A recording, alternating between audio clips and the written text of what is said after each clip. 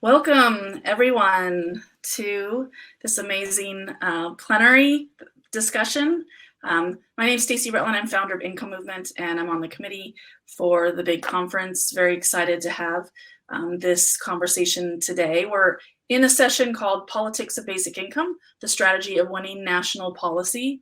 And of course, this is primary for so many of us on our minds of how do we've had little opportunities to see what guaranteed income in place on a national level might look like, and through the child tax credit, and now we're hungry to continue that work. And so really excited to have the folks here today to help lead this conversation. So we have two of, in many ways, the leading organizations who are doing advocacy and lobbying work on the Hill for direct cash policy with us today.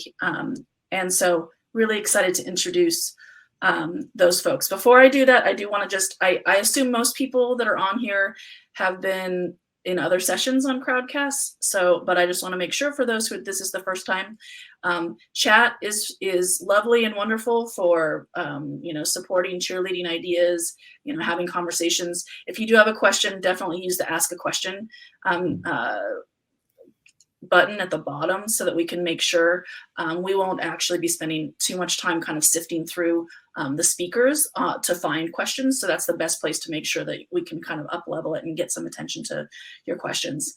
And then other than that, looking forward to getting started. We'll do a little bit of housekeeping at the end also to talk about some next things that are up and coming. But let's just dive into what we're going to do here today all together.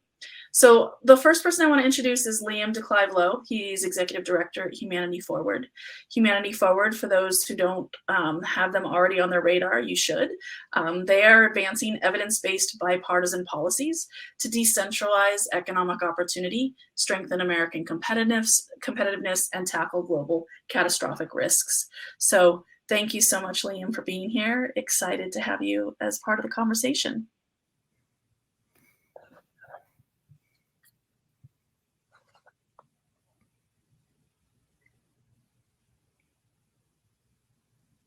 And then we have Anna Aurilio as well. She's federal campaign director at Economic Security Project. Anna has fought for the public interest for nearly 3 decades as the DC director for Environment America, and prior to that as the legislative director for US PIRG, which is US Public Interest Research Group. Anna led a team of advocates and mobilized grassroots members and state networks to win policies to cut pollution, protect public lands, and boost renewable energy and auto fuel economy. She's testified in Congress numerous times, been quoted in many news outlets. I've read some of those quotes, and was annually named a top grassroots lobbyist by The Hill for nearly a decade. So happy to have you here, Anna. And it was interesting reading this. I worked for Oregon's Public Interest Research Group as a canvasser in the mid-90s, working to get Superfund sites like funding for and kind of cleanups here actually on the Columbia and Willamette Rivers in Portland, Oregon. So we might have actually been doing in different ways the same work. So it was very cool to see that there. And I think that Liam dropped off for a second and now is being invited to come back on. So we're going to start the conversation with Anna, and when he's back, we have Annie in the background kind of helping make that happen. So the first conversation I think that I'm sure is on everybody's minds, the work that you both are doing in this space. Yay, hey Liam. The work that you guys are doing in this space, and you might be open in 2 locations, Liam, on your browser. Just make sure that you aren't, because otherwise there'll be that echo. Everybody that is on this call, on this live cast, I assume has some kind of relationship with the ideas of guaranteed income, universal basic income, and of course we all want to know, what is it like on the Hill right now? What's the kind of interest, level of comfort, maybe even champs who are supporting these really specific kinds of policies, using those terms even? Yeah, I'm happy to jump in. So I want to start with like 3 numbers, starting with the year 2018, which is when I first jumped into these issues, and also I think some of the first substantial guaranteed income pilots were started in this country, and the Stockton Project and the Magnolia Mothers Trust. And so back in 2018, there were 2 pilot programs. Now there's 90 plus. Back in 2018, we had a very regressive child tax credit that excluded 27 million children from getting the full credit, disproportionately Black and Latino children. So nearly half of Black and half of Latino children were excluded from getting the full credit because their parents didn't make enough income to get it. And compared to about 20% of white children. Also, roughly half of rural children didn't get the full credit. So those are kind of the 3 numbers that I want to keep in mind today, which is, we've gone from 2 pilots to 90 plus. For 6 months last year with the monthly child tax credit, 27 million children actually did get the full credit. And so that's just kind of important to keep in mind. And why am I saying that? I'm saying that because on the one hand, we've come a long way. On the other hand, after doing progressive advocacy for 30 years, I know every time that you make progress, the people who are in power are going to have a backlash against you. So after we did 3 rounds of stimulus checks and got in place the monthly refundable child tax credit and expansion of the earned income tax credit, many of us were saying, hey, maybe it's time to pass a federal guaranteed income, right? The public understands this, they're getting it. Most Americans experienced it. Unfortunately, our opponents were ready with warnings about inflation, and business was beating the drum about how people didn't want to work anymore. And they started resurrecting, tropes about people not wanting to work and welfare queens and, all the things that we've seen over the years just came right bubbling back up to the surface and then beating the drum on inflation. So unfortunately, I'd love to be here today talking about like, oh yeah, after all that, we've got a permanent child tax credit. Now we can focus on guaranteed income. And I'll say that's not the case.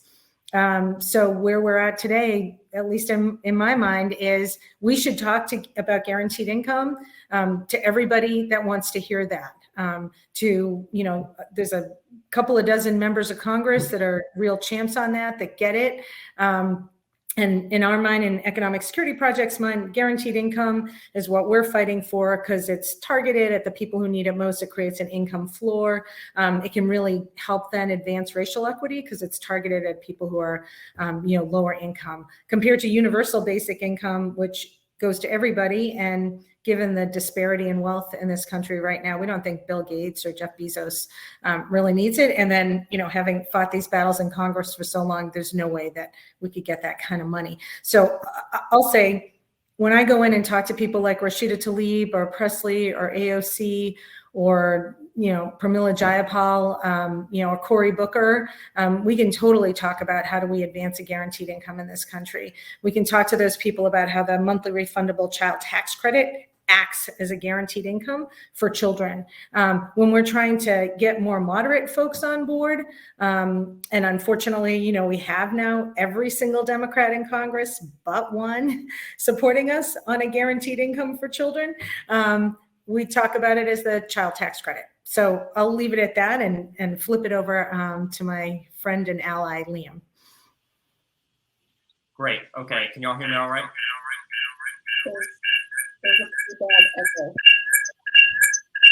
There's an echo there. Can you hear me all right now? No. Or do you have any other windows open on your browser? No.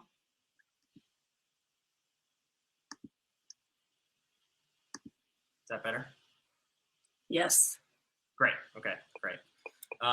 Excellent. Sorry about that. Right. Well, great to be here with you all, Stacy. Thank you. I just want to say before answering your question, thank you for putting this together. I didn't have the opportunity to be with you all, in person in Portland the last few days, but I heard it was great.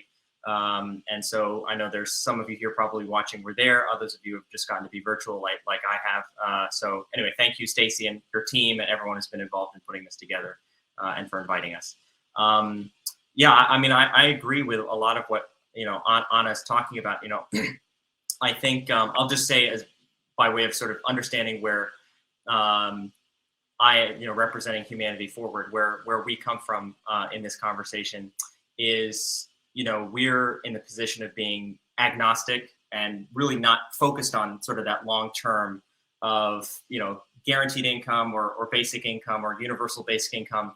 I think there's a lot of people like, for example, like Income Movement and the Economic Security Project that are focused on that and that need to be.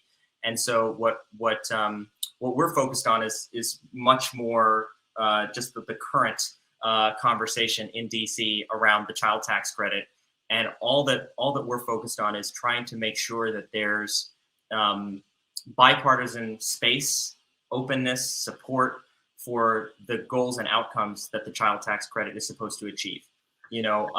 We've been always trying to emphasize, and I think this is something that's proven to be complementary, helpful, and effective. We always try to remind people about the bipartisan history of the policies that we're all here to talk about, right?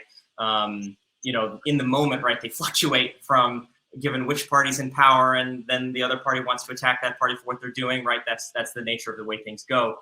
But you go all the way back to just on the child tax credit. President Reagan was the first person to speak positively about the idea of giving a tax credit to parents that was basically unconditional, to let them spend it as they saw fit to help raise their families. Then a version of it was first implemented under President Bush, first George H.W. Bush. Then you had conversations about expanding it with a Republican Congress in the 90s under Speaker Newt Gingrich.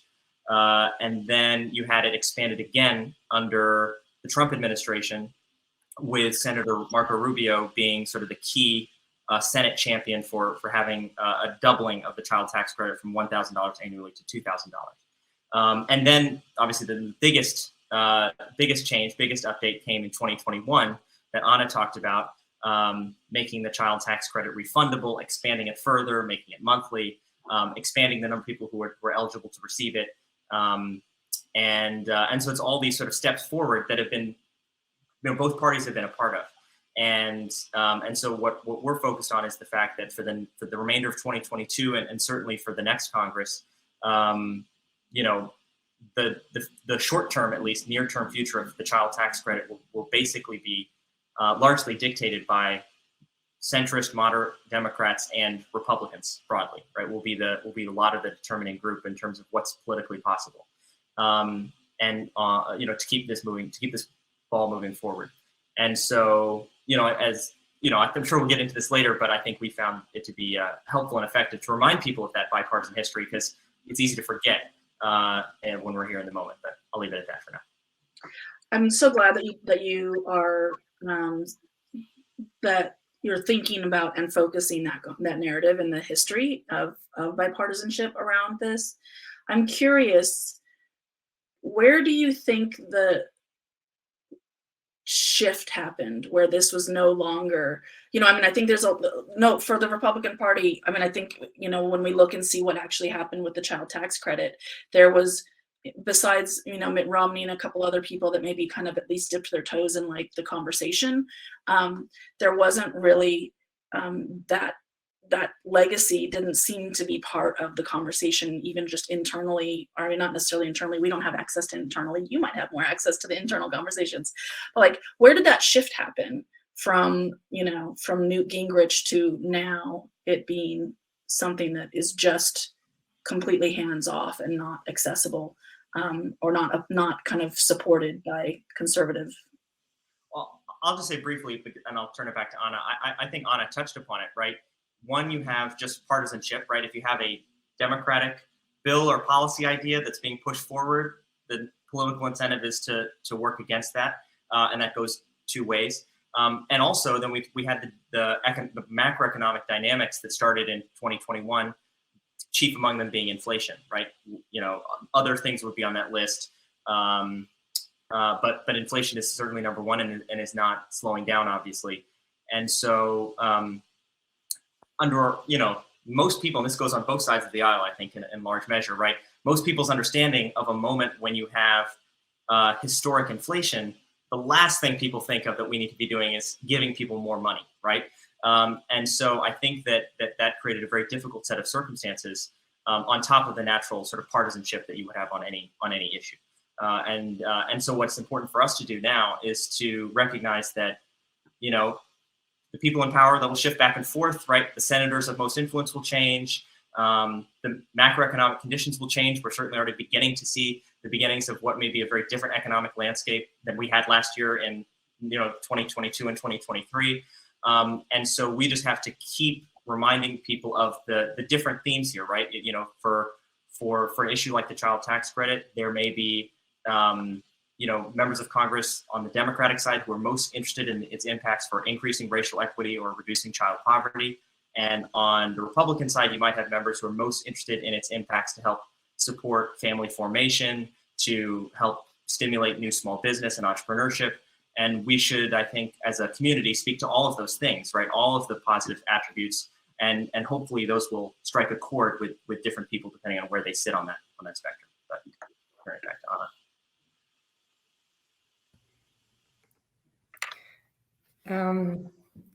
Yes, and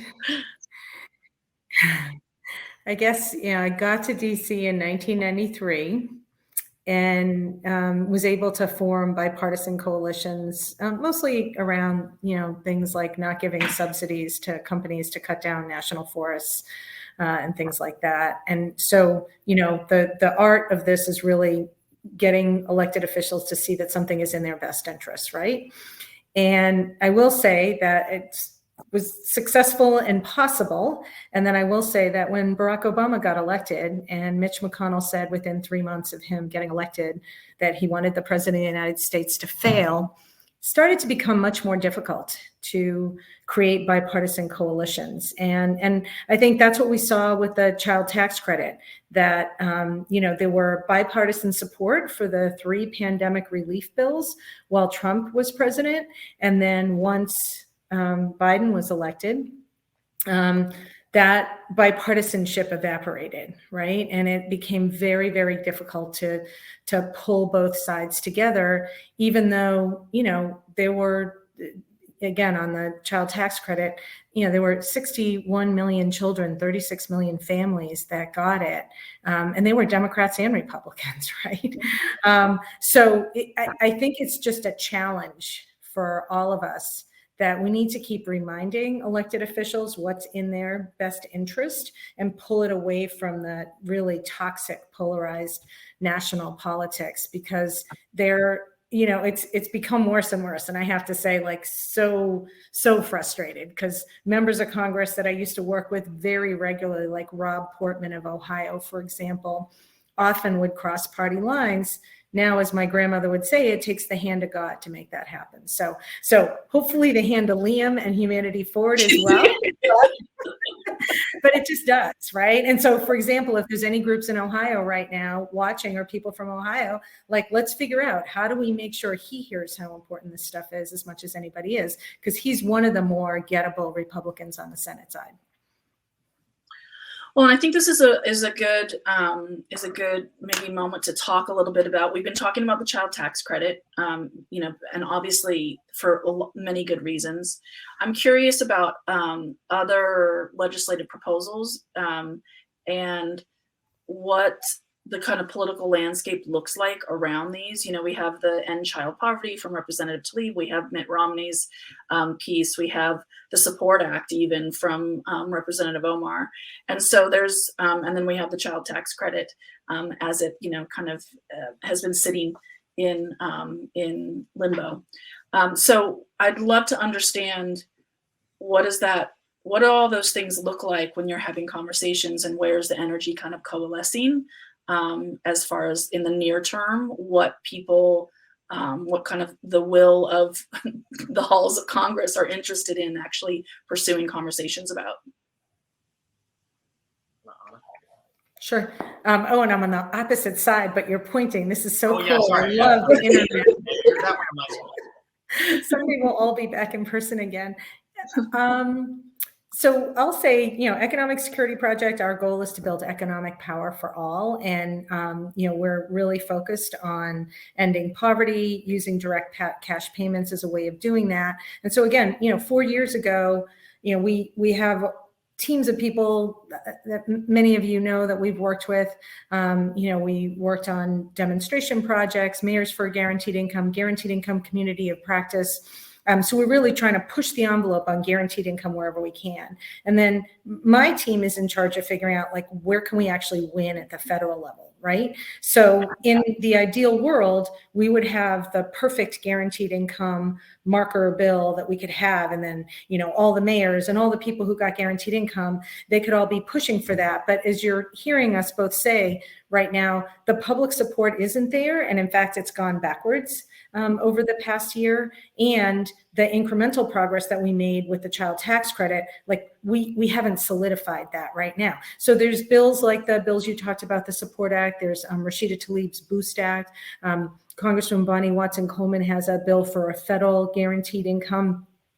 All of those are great things, and we should talk about them, and we should talk about them as being, necessary. A guaranteed income, creating a floor that nobody can fall below. That is what our goal is. And in the near term, the things that are possible would be creating the guaranteed income for the children under the fully refundable child tax credit, solidifying the increases in the earned income tax credit. If there were a way to make the earned income tax credit refundable, right, then you can start getting into the guaranteed income space with that. So those are the kinds of things you can push for. And again, I think you have to do both things. You have to talk about the big picture and the North Star goal, and you have to try to get the victories that you can right now to help people on the ground and create more support to push the big thing along. Awesome. Yeah, Liam. I would just say very quickly that that I think as long as we're able to, as Anna's talking about, work with multiple people on what they're willing to work on, right? What they're open to working on, that's going to look different just like it looks different for different people. It's going to look different for different members of Congress, and there are going to be multiple fronts of working on things at the same time, which is a great strategy and a great approach. And I think I give Anna and the ESP team have done a really just fantastic job with that. Having these multiple fronts going at the same time, I think is a great approach. So I'll leave it at that. How do you? I'm curious. When you're obviously exactly like you're saying, you're tailoring the messaging, but how do you kind of thread that needle when you're having conversations with people who aren't quite on board, and figure out the right way to talk about it to get their interest? Is it about talking points? And I bring this up because messaging and talking points. There's been a lot of sessions this year around how do we actually have these conversations, and a lot of it is geared towards people on the ground, which is really important. How do you have to do the deep canvassing, the community education, the engagement work, but on the political side, how are you guys actually doing that? Is messaging what's critical, or is it something else where you're seeing people moving hearts and minds a little bit more towards direct cash? I'll go quickly. Unless you direct us, Stacey, we'll keep. No, yeah, just go for it. We'll go back and forth. I think the messaging is extremely important. Obviously, I think for any big any policy change that you're trying to work on, something that feels politically new to some people, the way, and as Anna spoke about at the beginning, a lot of that made a big step forward between the 3 rounds of stimulus checks and the child tax credit, people getting a sense of what this feels like, what it is, how it actually works. It sort of destigmatizes people's concerns or fears. Going back to what I was mentioning earlier, I think we just always have to be able to speak to the outcomes, right? And I think, so many people here are fantastic at talking about the policy and the intricacies, and that stuff is great. but we have to be able to speak to what are the outcomes for that are going to resonate most with various audiences, right? And so just as one example, I'll mention, we worked in partnership with the Social Policy Institute at the Washington University in St. Louis on a study that actually was a nationwide study on the impacts of the child tax credit, just looking at how did this work. And we actually had a full-sized, multi-thousand person recipient group and control group, people who were getting the payments, and people who was closely mirrored that group who weren't, which tended to be parents of kids who were like 19, 20, and 21 that are in similar economic bracket. And when we looked at the results, one of the things that we saw, and there was a CNBC article that was written on this to this effect. One of the outcomes that was seen in that research was that, contrary to some concerns, about 94% of child tax credit recipients, families, parents, actually, when receiving the credit, actually worked the same amount as they worked prior to receiving it, or more in some cases, right? Because they were able to get their car repaired and commute to their job. They were able to get the childcare that has become so expensive, right? They're able to afford those necessary things that ended up being a pathway to work, not from work. And only 6% of the households surveyed ended up working any degree less. And the majority of that group, of that 6%, were mothers of very young newborn children. And so, the results were contrary to some of the fears and concerns. And so then we're able to say, look, for lawmakers and policymakers who care about how it is that we help advance people into work, right? This is actually a great tool, right? And so trying to use the data and the outcomes to flip the concerns on their head and really speak to something that aligns this community with the lawmakers who are assessing these policies, as opposed to being opposed to one another. So I'll leave it at that. Yeah, I think that is critical. And, I'm seeing in the chat too, all of the data that's coming off the pilots, and that's critical too, right? And the more you can arm your champs and supporters with actual evidence and data.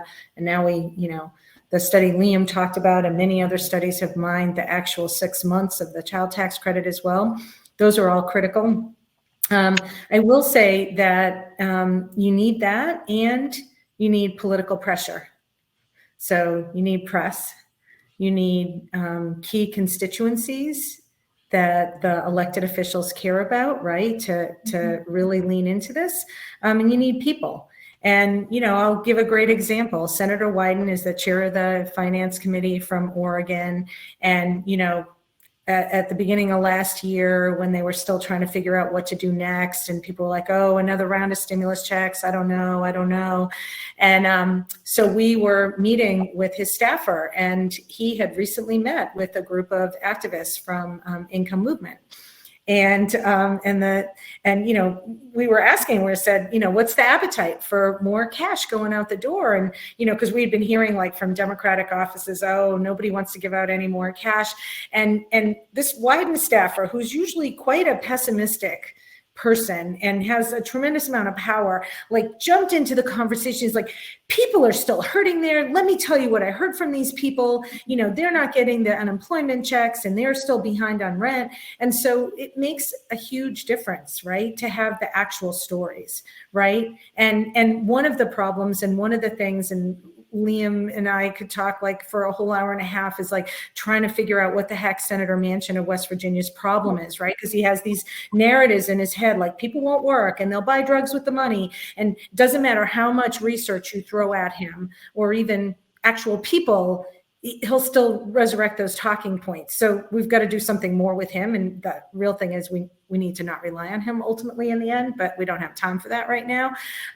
So I will say, yes, we need research. Yes, we need the facts. We need political pressure. We need people who are important. We need the power of the press. We need people talking about this in the media. And we need the actual stories, right? The actual families, the people in the guaranteed income pilots, people who got the child tax credit, people who got the earned income tax credit. That's how we're going to do it. And then I'll give one more example I think is pretty important, and we haven't talked that much about it, which is making these programs more inclusive, particularly to immigrants and immigrant families. And this is an issue that's like so loaded in the Congress, right? At the state level, we've actually had good work with state partners at putting a face on what immigrants are.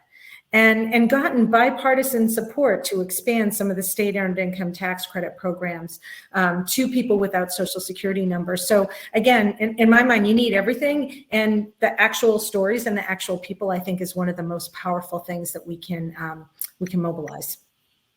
Awesome. I'm so glad you brought that up. Yeah, I think the for the broader basic income community, you know, when it comes to the pilots in particular, I think there's been almost kind of a hyper myopic focus on their purpose as only or solely being data generators that are going to help solve the questions of Congress. And I do think that, you know, we have this amazing set of data in the child tax credit, and it didn't move people. And so it's important, exactly like you're saying, and there's other things at work here. And you know, Manchin, despite like, even though he is an incredibly frustrating person through this process, it almost feels like he's a magnifying glass of just like, or you know, like this is at the heart of the biggest obstacles in this movement, is these false narratives, this, you know, in spite of data, just saying like, I don't believe what's coming out about millions of people. I believe whatever it is these three people have told me, or whatever it is that's kind of like gotten fixated in somebody's brain. And if they don't believe in it, or they don't, you know, agree with it, the data for some people is not going to sway them. So like, what are, you know, those other things? And I think that those stories, the constituents, the narrative work, all of that stuff, I think is really, it's great that you guys are bringing all of those pieces up, because it is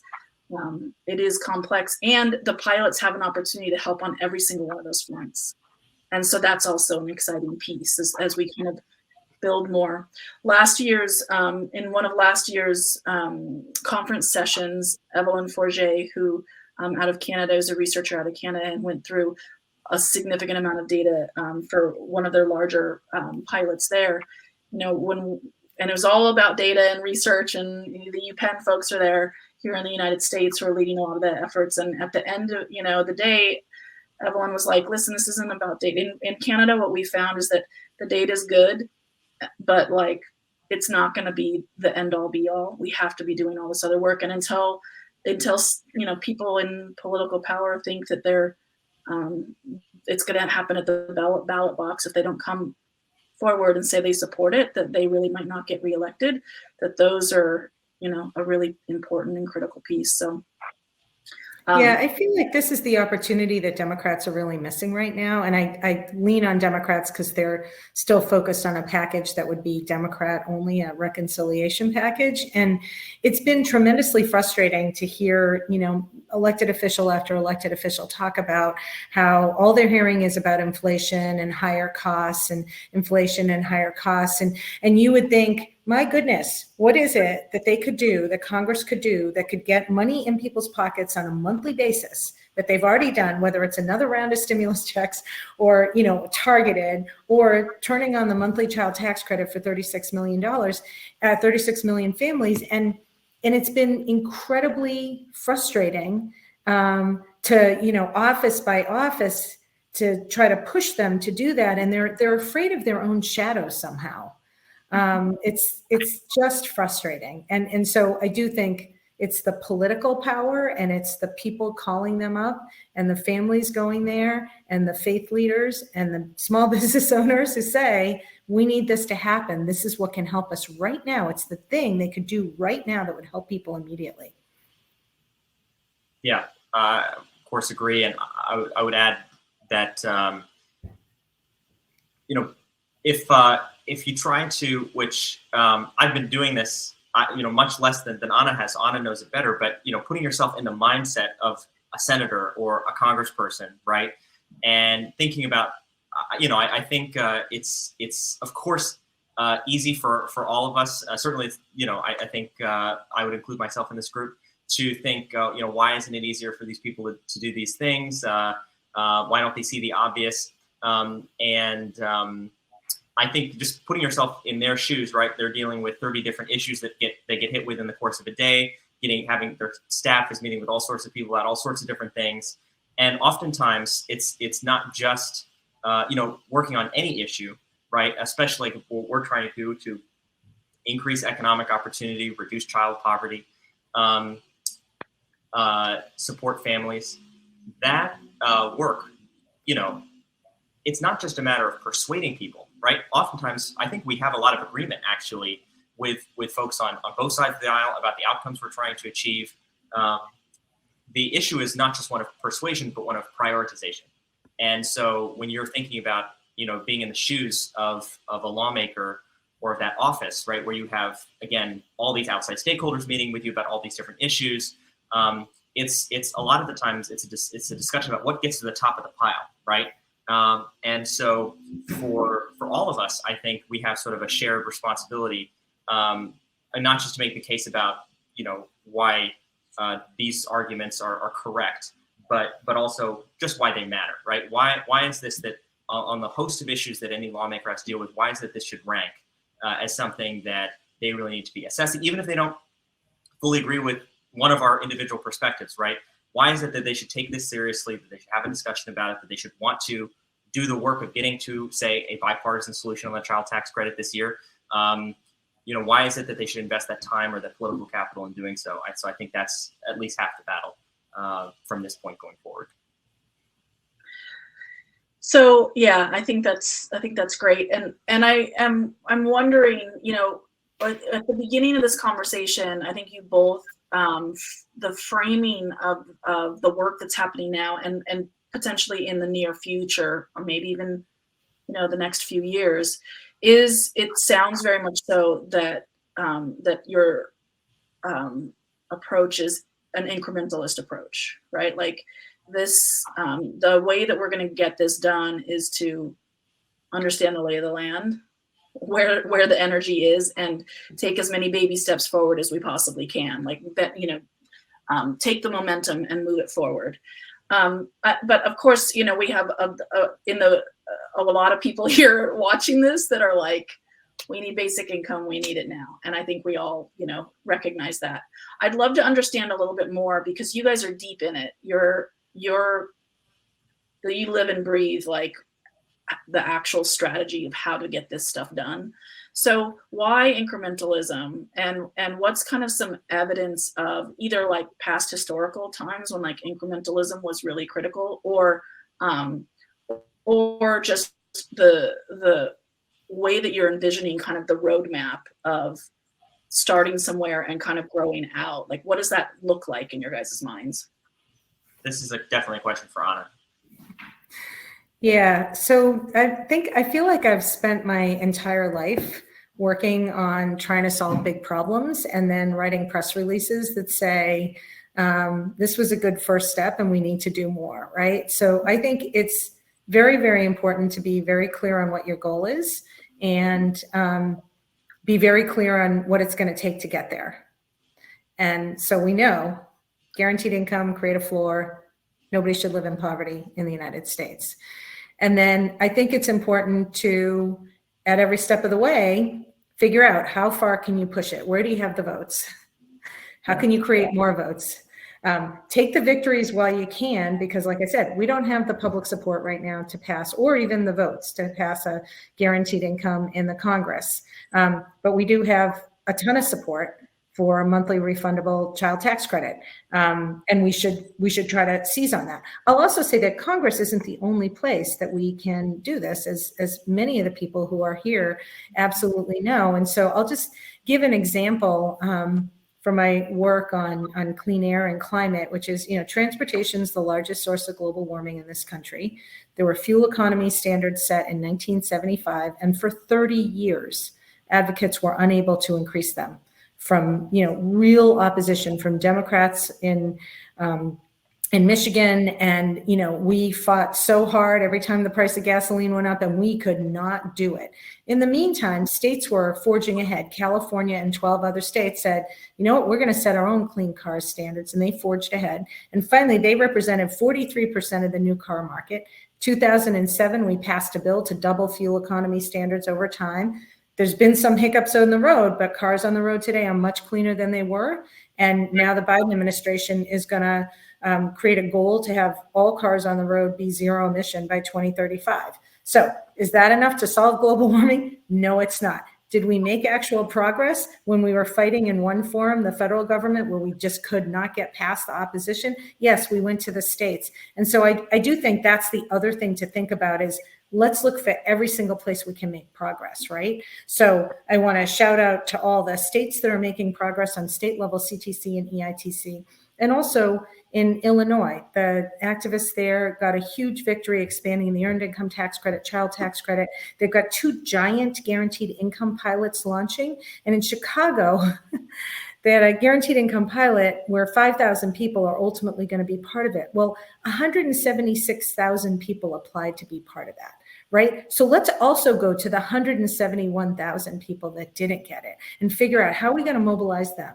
How are we going to get the 82 mayors who are part of Mayors for Guaranteed Income? How are we going to get the Cook County executive to help us at the federal level? Ultimately, some of those people are going to make it into Congress, and that's what our current stable of guaranteed income champs is as well. And so as long as we follow sort of the rule of thumb I've tried to always follow on incremental progress, right, is it has to be real progress. You have to be honest about how far it gets you to your ultimate goal. It cannot roll us back compared to current law, and it can't prevent you from getting something better in the future.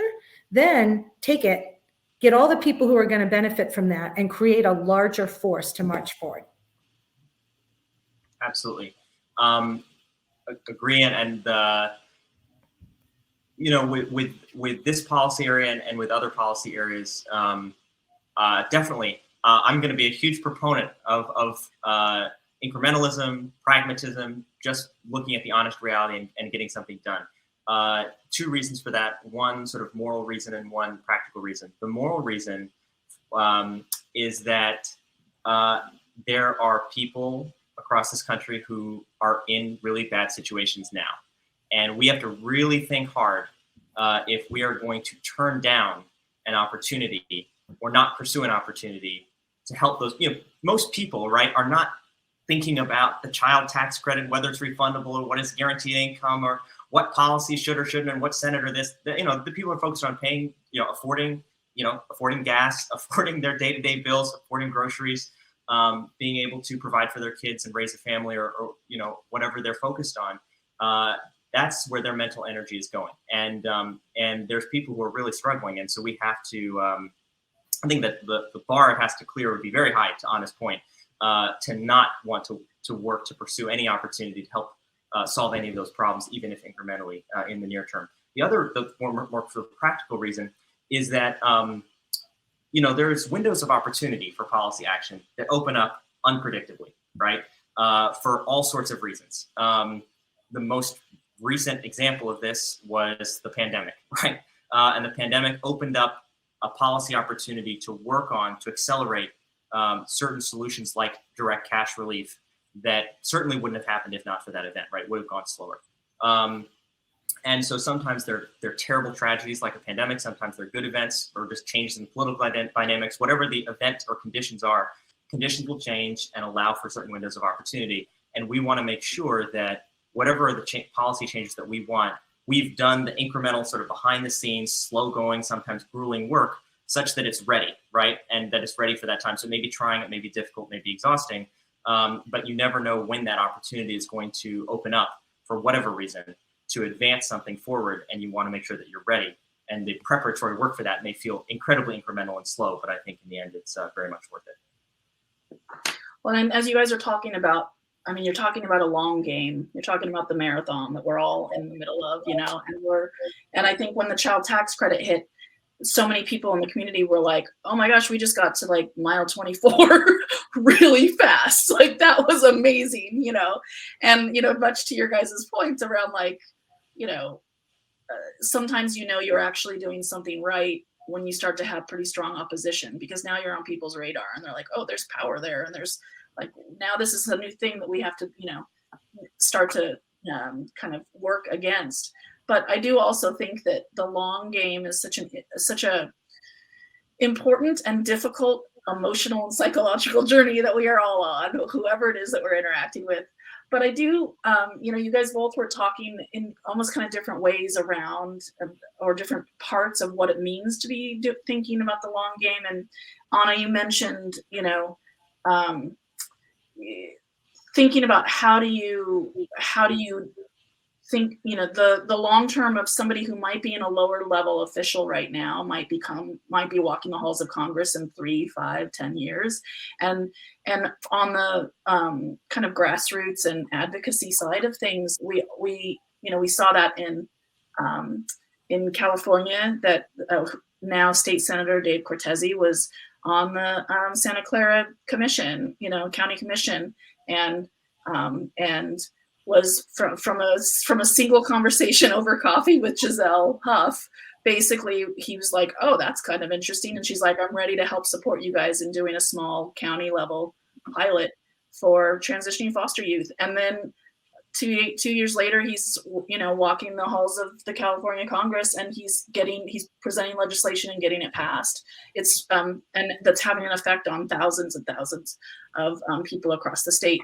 And who knows where Dave's going to go next? So I think that it's such in some ways, opportunity for us to all think about where is our power and what are the opportunities for us to be able to have conversations, have impact, that might feel very hyper local to begin with, but that can have really significant long-term at the national level impacts.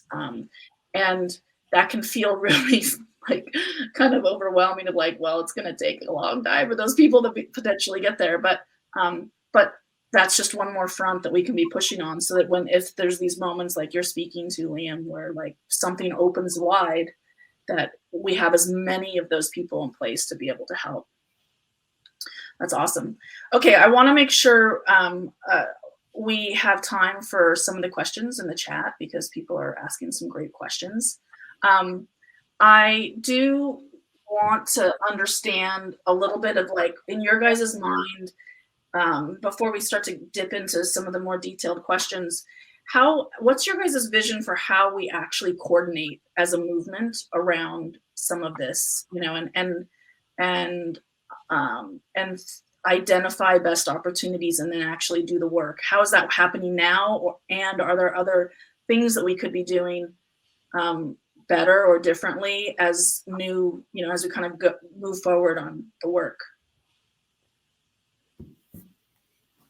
Anna, you want to? I'm happy to jump in. Well, I think first and foremost, conferences like what this one is critically important, right? This is the place where people can get together and share experiences and figure out, here's what somebody did that worked, find best practices. There is, and I'll just say again, just the momentum, right? That I think I addressed this same conference a couple of years ago, and it was 70 people and mostly individuals. And now it's hundreds of people actually working on the policy and organizations. I think that's really important. There's guaranteed income community of practice. I think that many of you are part of. That's about 450 people, about 250 plus organizations that's coordinating on the guaranteed income side of things. For mayors, there's mayors for guaranteed income. So that's a good place for state and local officials to coordinate. I do think that, Economic Security Project runs also a cash war room where we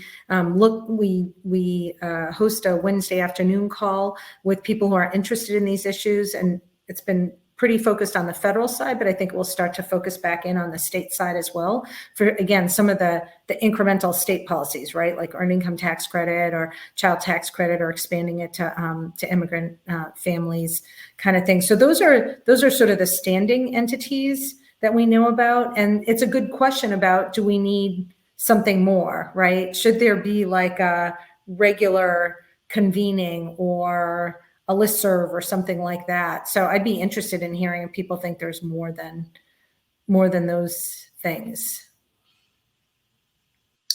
Yes, I'll add that I think hopefully like a healthy dose of reality after we've all gone through these like amazing 3 days of this conference, which is this is going to be just extremely difficult, right? Getting progress on anything, right? I think in this conference, in this gathering, I know that there's people of all sorts of different opinions about what the best version of a vision of a policy should look like in the short term, in the long term. There's some principles that probably tie everyone here together, but there's a lot of difference of opinion. It's going to be extremely difficult, and this the sort of cocoon of this community looks like any, I think, community. It's obviously very exhilarating and energizing. It can also be somewhat deceptive because then that starts to become your feedback mechanism. And so I just encourage everyone, to just tap into the world outside of that and recognize the difficulty of the road ahead. Two is one particular practical piece, and I don't know if this may come up in another question, but I wanted to just take the opportunity to say it on this. In terms of Stacy, to the question, right? How does this community coordinate well with each other and with the policymaking world, right? For Humanity Forward, the reason that we're doing this work on the child tax credit is because of the fact that there's interest from senators and House members on the Republican side and senators and House members on the Democratic side in this child tax credit policy work, right? We're hearing interest from them, and our objective is to work with and support their policy goals and help channel it into a policy success. That's the frame that we're coming at it from. Something that would be enormously helpful to advance those discussions with all the pilot work that's going on all across the country is to see, frankly, more pilots that touch on different themes and outcomes, right? I think a lot of the sort of initial wave of pilots that talked about direct cash relief and direct economic relief can help reduce poverty and increase people's ability to afford certain day-to-day needs. That argument's been made, and it's been made really, really well. And so I encourage any of you on this call here who are involved in pilots or pilot work or pilot funding or pilot design to think about, to stretch your imaginations about sort of the creative different outcomes that could be tested through pilots that might address sort of more complex policy concerns than currently exist. But I'm sure we can talk about that more later. But no, I of course agree with Anna. I think us having the opportunity to all talk in places like this is essential. Well, I want to know, and we'll come back. We'll see if we have time. I want to know, what are those more complex policy, kind of thorny policy topics that pilots might be able to help bring data to? Do you have some things at the top of your mind? Like here's a few like key ones. Sure, I'll be very quick. I think 3 great things to test, and maybe these already exist. I haven't gotten the opportunity to see them, or they're being designed, and I haven't gotten to hear about them. But I think it'd be really informative to see pilots that directly focus on testing the impacts of any sort of direct economic relief on improving health outcomes. Would be really fascinating. It's a big area of interest, whether that's mental health, other kinds of health. 2 would be one that squarely focuses on either supporting existing small businesses or allowing for new entrepreneurship and new small businesses to launch. That would be an interesting one. And the 3rd one would be workforce development, right? That specifically focuses on where there are instances of people who are either currently unemployed, who want to be working, or people who are working in a lower wage job who want to be, have the opportunity to educate, train, and upskill, where potentially direct economic aid of some kind could be a mechanism to allow the economic flexibility to achieve that and get into that better job and higher paying position. So those are just 3 examples. I'm sure there's dozens of potential ideas. Those are 3 that come to mind. But I think if we start to get things that highlight those different themes, I can say for certain I think there's immense interest on both sides of the aisle in seeing that information. And it's certainly something that Humanity Forward would be thrilled to, take that research and then go make sure people are seeing it and reading it and learning from it. So yeah, that would be helpful. Yeah, I'll jump in and say there is actually a lot of data, especially from the Stockton Economic Empowerment Program, on health and mental health. And they used some actual, sort of scales of psychological health and well-being, and showed, huge improvements in people's mental health who are part of the program compared to not. And then also, actual physical health. And then Children's Health Watch, which is a group of pediatricians that does surveys of families who come to their clinics. They also have, demonstrated actual health impacts, not just from guaranteed income pilots, for example, but from earned income tax credit, state examples. And then there was just a study that looked at when kids were born, how close to January 1st were they born, so that their parents were eligible for an additional year of EITC. And I'm sure you've used that one too, right? And it just shows demonstrable impacts. So agree with you that we should be elevating and lifting up themes. And then I think some of the existing pilots probably have some data that you can get. I do want to shout out a couple of efforts, including one in California that's looking at homeless students, for example, that I think will be really important, right? And kids aging out of foster care, which I think will be really important. So I do think it's important, like every step of the way, here are the people that can benefit, because it then pokes holes in your narrative of who deserves this, right? Yeah, and I do think that mental health side of things, I think, has been integrated into the research methodology and kind of core research questions that a lot of the Mayors for a Guaranteed Income efforts are doing. So I imagine we're going to get more and more data over the next couple of years. Obviously pilots take a while, and data is released after, not during. And so it'll be interesting to see, how much adding more, data, more data points that we see some of that physical and mental health outcomes for sure.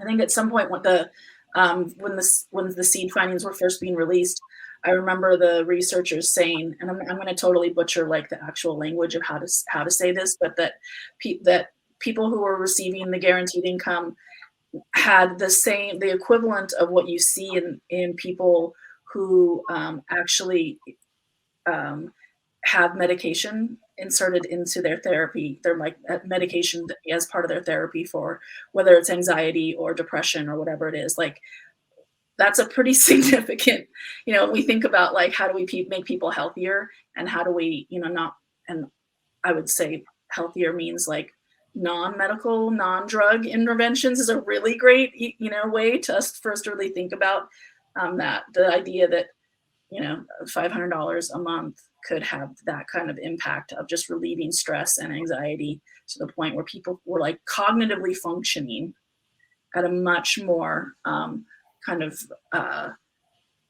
emotional neutral level is kind of pretty fascinating and exciting. And I can't wait for more data on that. Okay, I want to get some questions in here. We've got about 15 more minutes. And people in the community that is online is actually using the voting mechanism in here to vote up questions that they want to see asked. So there's actually some questions that have a little bit more traction here. So we're going to start with those. So the first question is from Mike Derubis. He asks, much of the gridlock in Congress stems from the current incentives towards polarization. How can changing the incentives through electoral reform potentially allow the space for basic income and other ideas to move forward? What are your guys' thoughts on how we're electing people? Anna? Go. Yeah. I have to say that at this moment in time, I'm a little stymied. That I think there are some fundamental problems with our democracy and things that have been broken. And, if you had asked me this question 5 years ago, I'd be out there with a clipboard with you, registering people to vote in key parts of the city, right? And I think it's more complicated than that right now. So I don't have an easy answer on that. I do think that that Liam's point and what we're starting to do right now, which is we need to get into different states, right? Just using the child tax credit, if 36 million families got that, We need to make sure that Senator Cassidy in Louisiana is hearing from the families, and Portman in Ohio is hearing from the families, and Mike Lee and Mitt Romney in Utah are hearing from the families just as much as the California folks, who are always leading the way, but they still need to hear from their families. So I do think that is one way to break it down, but I don't want to sugarcoat the moment that we're in right now and the sort of threats to our actual fundamental democracy. So I don't have an easy answer. Liam, I hope you do. Well, no, not an easy answer, but I do think that there's some indication of possibilities to work together. Right, there are a lot of incentives toward polarization. It's a problem that's getting worse and worse. But if you just look in the last, within the last 12 to 13 months, we've had a bipartisan bill pass on infrastructure, regardless of what individual opinions here are on these bills. We had a bipartisan bill pass on infrastructure. We just today, as of today, had a bipartisan bill signed on gun safety. There are ongoing negotiations in the Senate right now in a bipartisan working group of about 16 or so senators on reforming the Electoral Count Act to better protect the integrity of future presidential elections. There's now a similar ongoing effort on reducing the price of prescription drugs by capping the price of insulin, with a bipartisan bill introduced by Senators Collins and Shaheen, bipartisan duo. So that's not to say that it's easy or that it is even probable, but I think that there's some starting to be some muscle memory of working in a bipartisan way on various issues. And at least for the near term, that's something we're going to have to really try to bolster, right, and to keep working with. But yeah, it's not going to solve the deeper issues driving further incentive toward polarization. It's not something that at least I have the solution to. All right. Yeah. I mean, yeah. I do just want to acknowledge the reality for so many of us that this moment feels very dark and feels unprecedented in many ways, like how many things are happening. I'm really glad, Liam, that you are taking reminding us that there's possibilities, like we can plug away. And also, like, man, it's been a rough few years, and to know that, like, you guys are in there trying to do it, and kind of hitting up against those walls and then trying again a different way, is we're incredibly grateful for you guys to be continuing to do that, and know that it's pretty rough going out there right now, for sure. Once I mentioned the votes, people are starting to vote on the questions, which is fabulous. So now we're getting a sense of what the next one should be. So this one is from Dennis Bayomi. I got the consonants mixed up. Okay. Discussions that Dennis has attended over the last 3 days have centered on government solely funded basic income programs. Has there been any work in the U.S. or internationally? You guys might not know about the international, but in the U.S. on engaging private or public foundations, philanthropists to at least initially fund basic income programs? And once governments see and feel the benefits of basic income, perhaps then they'll assume the responsibility of funding them. I can just say real quickly that a lot of the pilots right now are solely or at least partially funded by philanthropy. That actually it's just been more recently with American Rescue Plan funds and others that we've seen more on the kind of government side of things, local being able to pay for it. But what are your guys' thoughts on that piece, that question about kind of philanthropy versus kind of public funding? I have nothing much to add to what you said, Stacey. It definitely seemed like it's been more private philanthropy, and like you said, only a more recent turn, at least here. I don't know about globally, but here in the United States, more of a recent turn to the public funding. Yeah, and I'll say one more thing to the previous question, which has been really sitting with me for a while, especially in hearing people's stories and the data from the Stockton demonstration project. And I don't know if people are seeing this in some of the other ones. The notion of time poverty is a big one, and how that translates into democracy is that people who are working 3 jobs and struggling to make ends meet and having to spend an hour and a half on the bus because they don't have a better way to get around, they don't have time, right, to show up and participate in some of the, civic life. And so we were really struck by the notion of time poverty and the fact that cash helps free up people's time to spend more time with their families, with their kids, to be less stressed, and potentially to also get more involved in the process. So I want to just say that in terms of a way to break down some of these polarizing barriers. Thank you. The next question that we have is actually related to taxing. So it'd be interesting to know if there's any energy around, obviously we know a lot of the time that how do we pay for it piece becomes a pretty significant part of the conversation when actual legislation is being debated and written. So this is from John Getton. If income is to be universal, shouldn't tax of income be universal as well? Could this be a way to make inroads into some of the right-wing arm of the quote unquote fair tax crowd, those that complain about tax havens, tax evasion, et cetera, or libertarian groups, or just different factions of the across the spectrum? There is the notion, and one way that you could craft a guaranteed income is through a negative income tax, right? So what you do is you'd set the taxation rate such that anybody who's underneath the poverty level actually gets a rebate, and you start incrementally raising people whose incomes are higher than that. And so you have it's not a one size fits all, but it's actually a tax system where people who have the most give the most, and people who have the least are raised up above the poverty level. And that notion was actually floated in the 70s, to Liam's point about, these things have a history of being bipartisan. I mean, that was a Nixon proposal.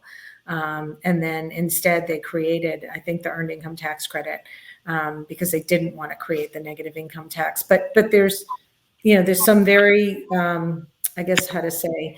elegant ways to restructure the tax system to create a guaranteed income.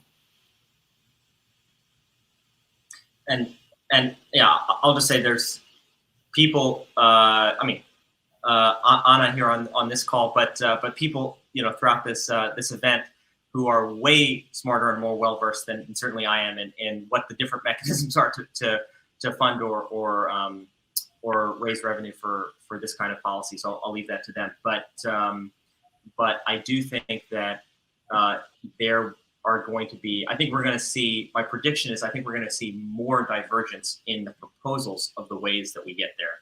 From as more and more people start to get engaged in this discussion in DC, I think we're going to see all sorts of ideas over the next 2-3 years that come out, and some people that some here will like and some that probably don't like, but I think we're going to see probably more different suggestions that haven't even been raised yet, is my guess.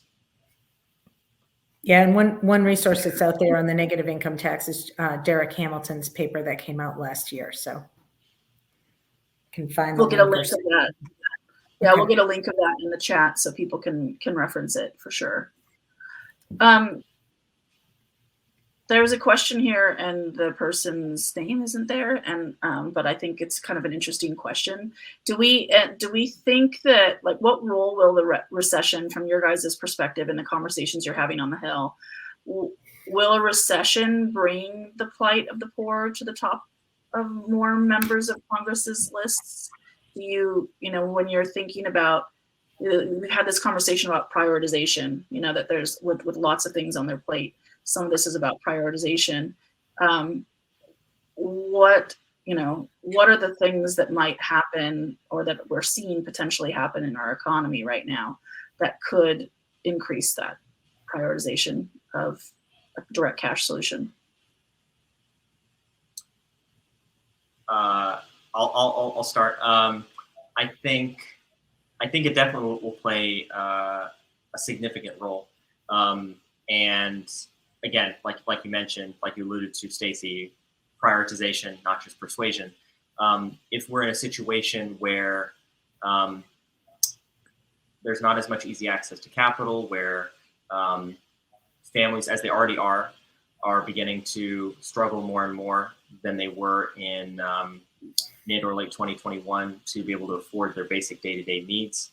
If we're in a situation where obviously rates being raised in order to try to stem the tide of inflation, unemployment ticking up, we saw, I think Larry Summers, right, who said that we'd have to see unemployment at 5%, over 5% for at least 5 years, or 7.5% for 2 years, or over 10% for 1 year to get inflation under control.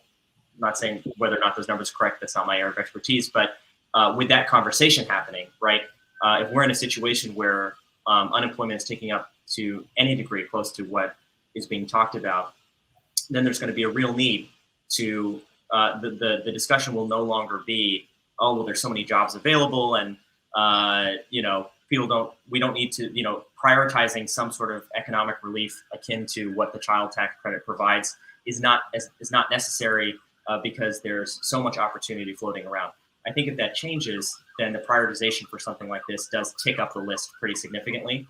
And then there's just some more political momentum to try to find some solution. Whether that solution is the child tax credit or something else, we'll see.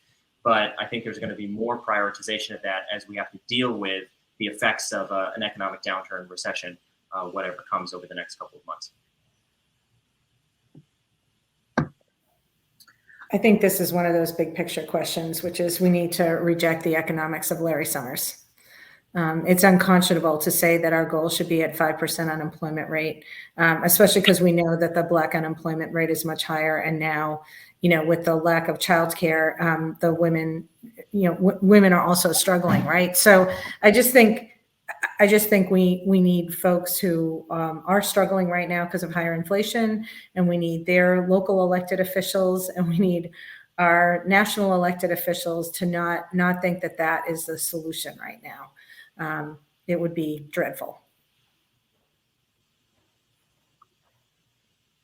Thank you. I think we have time for maybe one more question before we wrap up, and maybe this is a positive note to end things on. Jennifer Collette asks, what other communities or voting blocks can we connect with to create more pressure for change? Who are those folks that you are maybe even potentially seeing through coalition work and kind of cross advocacy on the Hill?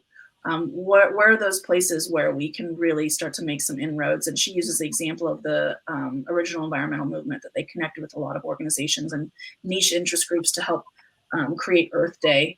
And so what are you guys seeing as some really great potential partners in this work that we should continue to grow and nurture?